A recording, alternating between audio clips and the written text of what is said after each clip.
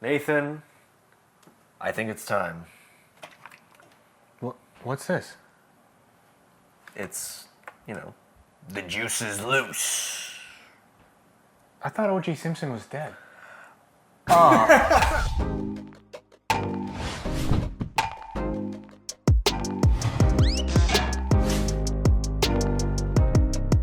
Welcome back to the Real Talk Podcast, episode 155. I'm your host, Nathan, and I'm joined by the man himself, Matthew Neves, to my left. Thank you. And today, the juice is loose, ladies and gentlemen. The juice is loose. We are going to be reviewing the sequel to Beetlejuice, Beetlejuice. I mean, yeah, they're gonna make a third one, just to complete this joke. Yeah, I think they have to complete the joke. Okay, well, before we get into this highly anticipated sequel, because according to Box Office Mojo, this film made a shit ton of money. Over 300 million worldwide. 300 million. You know what I read before the film came out was Warner Brothers wanted this to be like an HBO Max exclusive. Really? Because they were like, oh, this is going over budget. We're reaching like 200 million. And it's like, we're not going to make money if this costs 200 million. So you know what Tim Burton did? He was like, okay, I'll just make it cheaper then. Yeah. And he did. I did read that he had to, like, one of the things he had to do to make it, to make this film was to keep it under 100 million. And I think he spent like 99 million on it. To be honest, though, would anyone want to see a Beetlejuice sequel that costs like a Marvel budget? Are you fucking kidding It me? doesn't make sense. Doesn't. Yeah, it doesn't make sense. But before getting into the sequel, what did you think of the first Beetlejuice? Okay, so I had to go back because I was like, man, okay, we're going to review the sequel. I saw the original a handful of times as a kid. Same. So it's not like I didn't have a reference point, but it was all as a kid. More than 10 years ago was my last rewatch. Yeah. So I had to go back. I'm like, okay, I'm going to watch the original, watch the sequel next day. And man, the original, as an adult, I liked it a lot. Yes. But I don't remember the ending being so Oh, it's so rushed. disjointed. It's and very rushed. disjointed and rushed. And I also definitely thought Michael Keaton was in it more than he is. Oh, no, yeah. He's like in it. I think it's 17 minutes. Yeah. He's in it for 17 minutes, and that's the charm of what Keaton said for the sequel was like, here's my rule. I'm not in it for that much because you can't have too much Beetlejuice or else people will get tired of that. That's his assumption. So Tim Burton agrees, and he's just like, okay, we'll do it that way. So the first Beetlejuice, he is, in fact, a side character. He's not the main character. The main characters are Adam and Barbara, played by Gina Davis and Alec Baldwin, who, in my opinion, are perfect as like the straight protagonist. Sorry. Completely agree. You need that contrast with a movie like this because of how much shit is going on. Yeah. The weirdness. A lot of this stuff reminds me of like prototype Tim Burton aspects. Like this came out before Batman, Edward Scissorhands, Ed Wood, Nightmare Before Christmas. So what you get is a lot of we're going to be making more out of this type of thing. Yeah. But the cool thing about that is how much creativity he was able to put into this movie. A lot. Despite like the low budget, because I think this was like, what, 10, 15 million? It's so creative. It's so interesting how they portray the afterlife. I love that. In a very mundane way. Yeah. It reminds me of like a Monsters, Inc. with dreams and stuff like that. Yeah, that's absolutely right. Yeah. It's a very goofy way of looking at it. But what makes the first Beetlejuice very interesting as well is we saw these as kids. Yeah. The character Beetlejuice is like a perv. He's a perv. He's a piece of shit. Yeah. He's disgusting. He's a degenerate. Exactly. But as a child, you're like laughing and you're like, wow, what a goofy little He's creepy. like the funny uncle. As a kid, Yes. he was the funny uncle. Oh my God, right? that's the perfect, yeah. It's exactly like that. And then you watch it as an adult and you're like, oh my, ooh. Yeah, he's gross. The climax of the film is literally him trying to marry Winona Ryder, the Yeah. character Lydia. And it's just like, ooh, what the fuck? Why does he... And he's just like, I just feel like it. Like, that's his assumption. There is no backstory behind it. He's just like, I'll help you if we marry. Yeah. I was like, what? What the fuck? That's why the ending and climax are so all over the place. Very much so. But the pacing and the charm, it's like Ghostbusters with the charm where it's like, you can't capture this again. You just can't. You just can't. And the pacing is really good. Yeah. Because there's like, they use Michael Keaton in the perfect times. Yes. When you need that relief, when you need to break it up, when the plot is not at the strongest point. Right. Put in Michael Keaton, we forget about all the flaws. But what's amazing about it too is with even when Beetlejuice isn't there, Yeah. the rest of the movie is still very interesting. I still love Right. Gina Davis and Alec Baldwin's characters. They're this couple that dies and doesn't even know it and tries to come back, tries to scare the new family. The new family, played by Catherine O'Hara, Jeffrey Jones, and Winona Ryder, that family is so interesting because of how So good. all of them are fucking weird. They're all literally in their own worlds. They're together, but they're all separately in their own worlds. Beautiful production design when it comes to that, because you have the mom who's like a pretentious artist. You have the dad who just watches birds. Yeah. That's Bird all he watching is his does. passion. Yeah, and he couldn't give a fuck about anything else that's happening.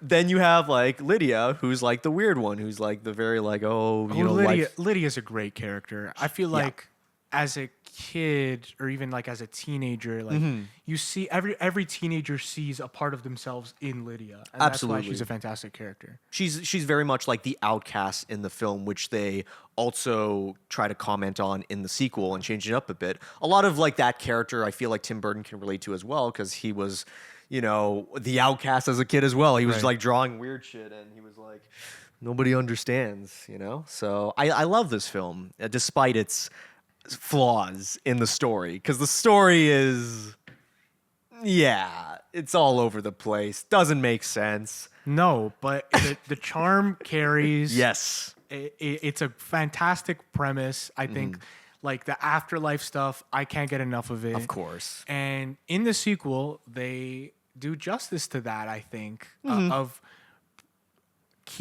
doing their best to capture that charm. Yes. That late 80s, 90s Tim Burton charm. You can't duplicate it, man. No. It was the stars aligned for this film in a way that I was worried, like, how do you do a sequel to this movie and capture it? Yeah. And you know what? With the track record of these legacy sequels, I think this was a decent one. Not even just legacy sequels in general, but Tim Burton's current filmography. Oh, there you go, too. Oh my fucking God. Like, we'll do a separate episode on him in general, because I think he's a fascinating director to cover. But just talking about his recent work, I mean, like, what the fuck happened? Yeah, He did Dumbo. Oh, like, Jesus. Well, I don't know what happened. He kept on making these shitty Disney live action remakes. And I think this movie is kind of like him coming back to his roots and being like, all right, I'm done. Let's Yeah. go back to Beetlejuice. Which I like for Tim Burton. I think it's a good move here. And I want to see Tim Burton make another classic. I want to see another weird, heavily stylistic Tim Burton banger. But Yeah. it just, you got to a point where it's like we thought we were never going to see one again. I don't No. think this is it No, necessarily. I'm with you here. I don't think this is it either. but I think this is a step towards it. yeah, it's like him just getting back on the bicycle, the I old-fashioned think Pee Wee so. Herman bicycle. He's like, all right, I'm going back. And it's not perfect. There's a lot that I have to say about the sequel, but all in all, it's not bad. Yeah. It's not a badly made film. There are issues with it, but the things that work, in my opinion, really work. I agree. Before we go more into the sequel, I want yeah. to talk about the sequel that never happened. Oh, God. Because this is something that I didn't really know about before researching this episode. Tim Burton, like 2 years after the original, was really eager to make a sequel. Yep. And the sequel was going to be called Beetlejuice Goes Hawaiian. Oh, God. The story would follow the Dietz family moving to Hawaii, where Charles is developing a resort. They soon discover that his company is building on the burial ground of the ancient Hawaiian kahuna. The spirit comes back from the afterlife to cause trouble. Beetlejuice becomes a hero by winning a surf contest with magic. Michael Keaton and Winona Ryder agreed to do the film. Wow. On the condition that Tim Burton directed, and then he became occupied with Batman Returns. That makes sense. I'd rather Batman Returns. Feel like that sequel worked way better Yeah. than whatever the fuck that synopsis was. And it didn't even die there. I mean, in 1996, Warner Bros. Approaches Kevin Smith to rewrite the script, Oh God. but Smith was busy doing Superman Lives and turned it down. And neither got made. And neither Neither got of them. made. That's what makes it an interesting story. It's like, neither got made. I mean, Kevin Smith got a paycheck either way, Right. for getting to write films that would never exist, which is a sad reality. Many screenwriters get that opportunity, and it's just like, well, I wrote it, and it's like, well, we'll never make it. It's like, okay, well, at least I got paid.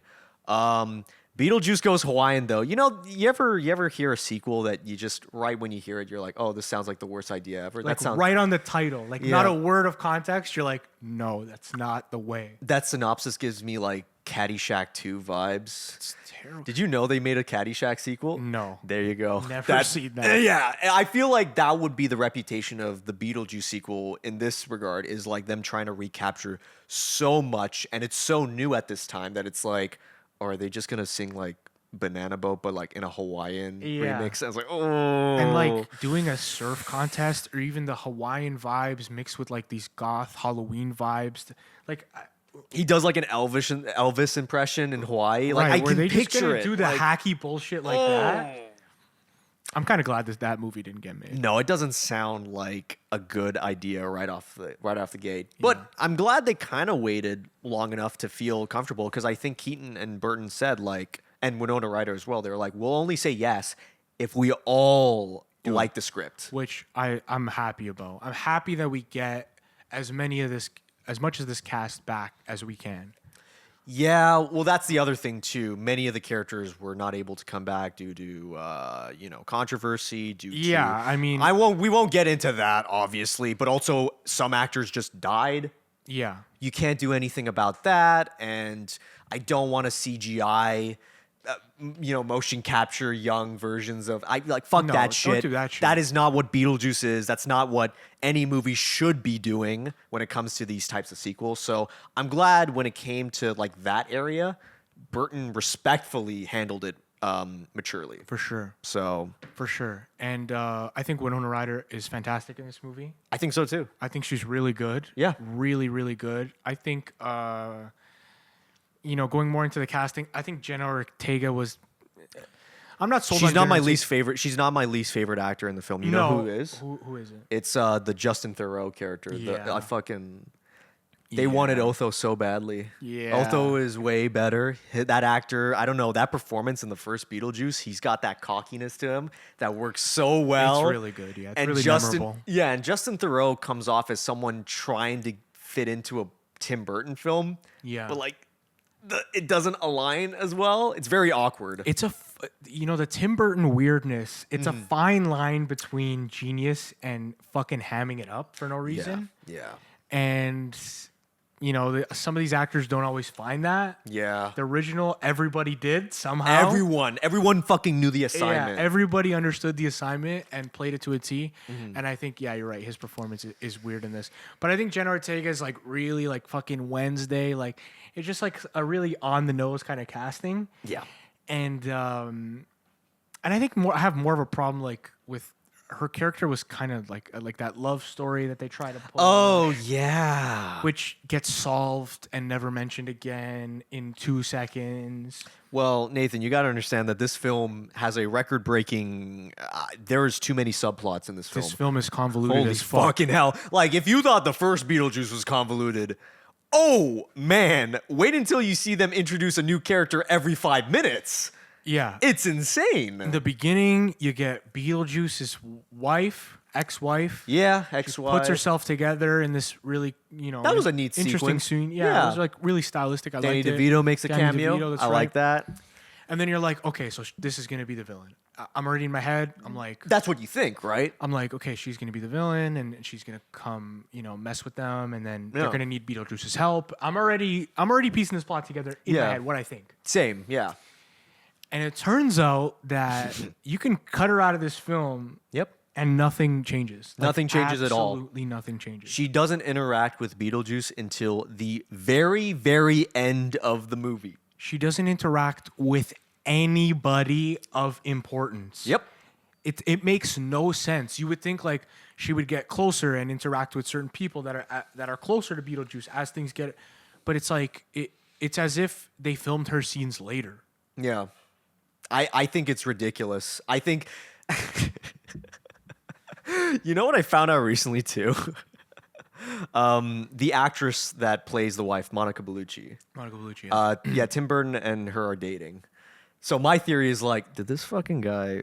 Hold on, did this guy just like Just write her in. and like, you know what? Coming from Tim Burton and coming from how this story is structured, I wouldn't be surprised if that was the case. What a son of a bitch. He definitely did. He definitely did, bro.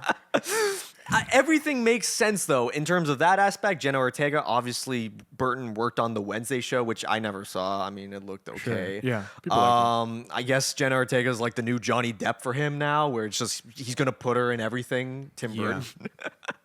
It's like DiCaprio with Scorsese, you know, just new young actor. But anyways, yeah, her performance, they didn't really give her a lot to do. Yeah, I don't really think it's her fault. I don't think so either. She does the best that she can with the material. I like the mother and daughter relationship.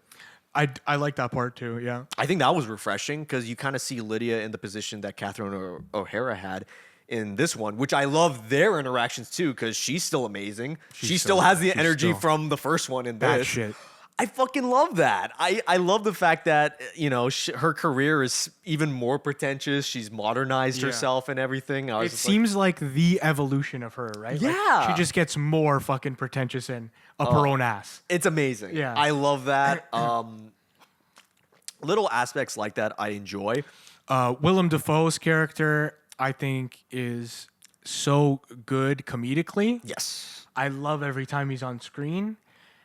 But it's like the Monica Bellucci Again. thing where he doesn't interact with a lot of the major characters and is in it at the very end. He's the fucking police detective on this case, but Yeah. doesn't get close at all. No. We don't see him like, with these detective movies, like, when you have a Something. detective character, like, he's supposed to do something to change the course of the story. Right. It's like he's the parody of that. Yeah. That's why every time like the secretary gives him coffee, he just throws it. Yeah, I like that bit. I like that bit too. I like all the bits. I Yeah. think Willem Dafoe is so good as playing this character, and he's like, "You keep me straight." Yeah, I love exactly. all his deliveries are A+. Like A+ character that they did nothing with, and I wish they could have like tied him into the actual story and gave him some purpose. Something. Yeah, it's just it feels convoluted for no reason. They add all these extra subplots for no reason. I didn't want them to just redo the original. Like, No. hey, it's the kid now and she's the mom, but Something else than something this. else. I wanted it to be more weird. It felt very restrained at times, and Yeah. I don't know. Like, would it just be a lot better if it was one singular story? Like Beetlejuice is going through marriage problems. He's like, "Oh, the annulment didn't work. I gotta go back in the real world," and he does. And like, I don't know, Jenna Ortega and Winona Ryder try to stop him, and that's it. That's Yeah. all it had to have been. What the fuck is this? Like, there's so much shit going on that I don't really care about. It's like every time Beetlejuice isn't on screen, I'm thinking, when is he coming back? Yeah. And you know what? Again, they do a good job of pacing him on screen. I think. They do? Yeah. 'Cause I just agree. when I'm just like, I don't give a shit about this subplot, boom, Yeah. he's there. He's there. And Michael Keaton, Oh, he's got it. he's that guy. Yep. He is 100% that guy. It looks like if you just take his scenes, they could have filmed this in 1988. They could have Absolutely. filmed a direct sequel right after they filmed the original. Yeah. He has not lost a beat of energy, timing, quirks. He picked up with this character right where he left off. It's incredible. The absolute highlight of this film. My favorite scene from this, which my jaw dropped because I'm like, oh, they're going there with this, was the marriage counseling moment. Yeah. Holy fuck. I wanted more of that weird How good shit, was man. that? God damn, he got it. He still got it. And the way it's paced, it's like very quick, very in your face. I wanted more of that. And I feel like the climax is just Tim Burton looking at his notes and it's just like, wait a minute. Oh shit, I don't have a music number. Ooh, where do I put it? Where do I put it? I guess I'll put it at the wedding scene. I don't Yeah. know. Wait, they're getting married again? Yeah, it's fine. It's fine. They can get married again. I'm Yeah. like, they could have done something a little bit different. The sandworm just so happens to take down the antagonist of the Yeah. movie, just like the first one did. And I think they tried to do a more grand, like, ending conclusion here. Yeah. But it's like when the drama is his ex-wife that we don't give a shit about comes in, and Willem Dafoe finally figures out where they're at, and we Yeah. don't give a shit about him. Like none of it tied in well. Yeah. It feels like the ending falls flat. There's no payoff for a lot of these subplots. Yeah, I like the part when Willem Dafoe and the cops all like barge into the church or whatever. That gave me like was it Christmas Vacation vibes at the end with all those Sure. cops. I'm like, you know what? I almost forgot. Nobody has a climax like that where it's just a raid. Yeah. Where it's like, oh, we got you, and all the music kicks in. The thing is, I like that too. When he's doing, and he's like he's on behind The every poses. grave, like acting with these Yeah. real actor poses. I love that. It's smart, but wasted You know what's also funny? We haven't really talked about the boyfriend subplot. because It's bad. It's terrible. Because it's terrible. Because they spend a good amount of time on it. They meet the first time. Yeah. They meet a second time. And it's like, oh, I wonder what's gonna happen. And then of course, he has the book, and they go in through the portal. But then they just like discard him. I do. Yeah. Okay. You know how the first Beetlejuice had Beetlejuice saying "nice fucking model." Mm-hmm. This one outdoes it. I love the part where he's like, as Dostoevsky said, "Later, fucker." That's and I'm the like, best line. That's the best line in this movie. That actually is the best line. But that's all I remember from that boyfriend subplot is how he leaves the film. Yeah. I'm like, oh, well then he's done. How are they gonna end this? Are they just gonna trail off? And they kind of do. Yeah, they kind There of. really isn't much else. The focus really should have been the mother-daughter relationship. Oh, Because that's the yeah. core of the story, and that's like the payoff that they get right. Yeah. You have a good moment with them at the end. It feels warranted. It feels right. Like that's the payoff that's the story that I think they should have put more focus into, and not all this other bullshit. What did you think of the ending, or at least the fake ending, and then they try to cut to the real one? Yeah. Like I like the Beetlejuice baby shit, but like It's Kino. Like you it said. is Kino. No, that part is Kino. I was thinking like, wow, that looks like Chucky. That looks like a Chucky version of Beetlejuice. I fuck with that, but nothing will ever top that ending from the first Beetlejuice. No, you got the music, you got the dancing, Winona Ryder's floating, and the ghosts of the football team are there. Yeah, it's like, oh man, It's really good. you can't top that ending. So then when you watch this ending, you're just like, this feels like a sequel ending. Yeah. It's fine, I guess. I don't know. Am I gonna remember a lot of this movie next year? Probably No. not. I'm gonna remember Michael Keaton. What a pleasure to see him play those again. Yeah. And I will definitely be watching individual scenes on YouTube in Absolutely. the future because it's so funny. The marketing has been insane for him. Yeah. Oh I'm my going God. to remember the afterlife stuff. I think they did a good job expanding that because they didn't have to set that up Yeah. again. So they could go deeper into it. I always liked the idea of like the afterlife being like, going to the fucking doctor's office and I'm glad the it's a set, waiting. dude. Yeah. Oh my God. With the recent Tim Burton shit, I was like, are they gonna green screen everything? would've I was been like, really bad. oh, but no, they didn't. No, they were very disciplined with that. Mm-hmm. They made the CGI look stop motion, I like that. and they did a lot of practical effects. Yeah. And to me, the practical effects of the first one is a big part of the style of the Yeah, film. you need so that. you had to keep that. I think my biggest issue with this film is like we never really got back that charm that Gina Davis and Alec Baldwin had in the first one. Because like Lydia is still weird, Jenna Ortega is still weird. You didn't really get the straight couple or the straight like characters of this No. to interact with. So everything just Everybody's weird. I wanted some relatability from some character and I never got it. You're right. Therefore, yeah, you walk into this and it's like, oh, it's a fucking mess. And it feels more like a mess because we don't have a normal person here telling us, hey, this is weird, Or like, what do I do? Like, Yeah. Shit like that. So I feel like that ruined a good portion of this film for me.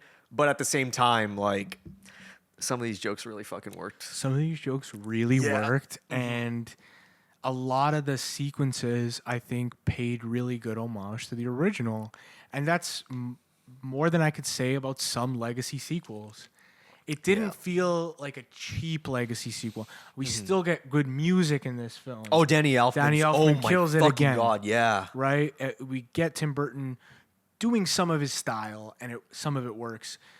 yeah, we've talked about these subplots that kind of go nowhere and where I think this could have been refined. But overall, I'm happy with the sequel, man. And I think if you like the original, no doubt you will like this one. Maybe a little bit less. Yeah. Oh yeah. Another thing about Beetlejuice is it's a cult classic. Yeah. So, you attach memories with it. And it's like, no matter how good the sequel is, are you going to like it more than the original? Only time will tell when it comes to cult status. Though. Yeah. That's the issue a lot of people face when it's like this. Like, oh, it's not going to recapture. It's like, well, you have to wait when it comes to that. Exactly. But at the same time, I'm like talking about it and I'm like, am I really going to remember this all that much? It's like you said, it's better than most legacy sequels. And I do respect the restraint of CGI and all that shit. I would have fucking hated if this was like, oh, CGI sandworms. Oh, Beetlejuice. And I'm like, no, fuck that. I like how it just ends with him exploding. That works. That's fine. Sure. Yeah. I want to talk about my theater experience quickly, and then we'll do our final ratings. Go for it.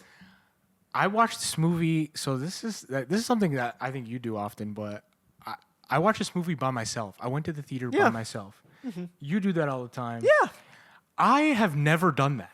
No? No. I don't know. In my head, I always kind of thought it was I don't know. I've always kind of had people to go to the movies with, my girlfriend, my friends, whatever. Yeah, so I've yeah. never really. But this one, I was like, my girlfriend was traveling, so I was like, all right, I'm just gonna go see it, and I had a great time. Dude, it's chill. I got popcorn. Yeah, man. I sat there by myself. I got my popcorn, my Diet Coke, bro. I was locked into the movie. Yeah, man. I'm saying this to say, if you feel weird about going to the movies by yourself, which I think a lot of people might nowadays, just do it. Try it. If there's a movie that you want to see, your friends don't want to see, don't wait for that shit to go on Netflix. Just go see it. Oh, yeah. I was like that, too. Because I remember, like, movies like that. I was like, oh, am I going to feel weird? Am I Yeah. But then, the first time I did that was TIFF. Really? Yeah. Yeah. And you know what? It was good. A year or two ago, I think I never would have done it. And I'm glad I did it, and I will do it again. And that's just what I wanted to say about it. Hell yeah. I like that. Final ratings, I'm going to give Beetlejuice a 3 out of 5 stars, 6 out of 10. Ooh, I'm doing a 2.5 out of 5. This is a 5 out of 10 for me. It's not, you know what? Coming from Tim Burton, could have been a lot fucking worse. Completely agree. And I like that. I just want him to go weirder, make more original stories. This is a great little return to that, sort of. And yeah, if you're a fan of the first one, you'll enjoy something out of There's this. something for you here, for Abso-fucking-lutely. sure. It's at the very least worth a watch. Yeah, fully agree. And we'll sign off there. Thank you for watching this episode. Don't forget to leave a like, comment, and subscribe to your boys. It means the world to us. And most importantly, do not forget to take care, brush your hair. Peace.